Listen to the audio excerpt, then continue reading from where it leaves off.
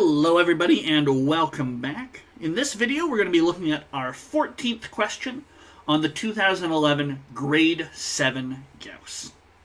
A palindrome is a positive integer that is the same when read forwards or backwards. For example, 545, 1331, these are both palindromes. The difference between the smallest 3-digit palindrome and the largest 3-digit palindrome is... Okay. So how are we going to make these 3-digit palindromes? We know that they've got to look like A, B, A. Read the same forwards as we do backwards. Nice little symmetry here.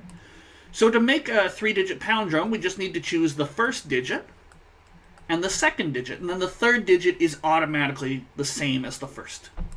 Okay? So, we could... Well, one thing we could do is we could make the largest one possible. And how do you make numbers as large as possible? Well, we read numbers left to right. The bigger number you see on the left, the bigger the number is, period. Well, what's the biggest digit we could possibly have on the left? 9. Right? What's the biggest digit we could have next? Right, well, sorry, as soon as we got this 9, we've got a 9 down here as well. What's the next digit? Well, again, if we're reading left to right and we want to make it as big as possible, we want to choose the biggest available digit. So we put a 9 here. 999. That's definitely a palindrome. Not only is it the biggest 3-digit palindrome, but it's also the biggest 3-digit number, period. So I'm pretty confident that's the biggest. What's the smallest we can make it? And remember, it's got to be a 3-digit number. So you might say, well, I'll start off with a 0. Right? Because 0 is the smallest single digit I can think of, but you can't start off a 3-digit number with 0.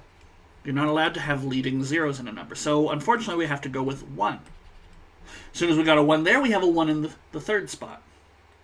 And again, as we make our number, we read left to right. We want the smallest digit we could possibly think of for the second digit. Now we're not going to use another 1, because we can actually finally put 0 here. 111 certainly was a palindrome, but 101 is also, and it's a lot smaller. In fact, the only smaller number I can think of is 100, and that's definitely not a palindrome. So again, I think we're safe.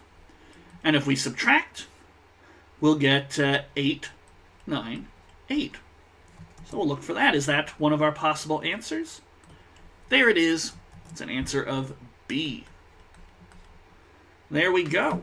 So up next, we're going to be taking a look at question number 15. I hope to see you for that shortly.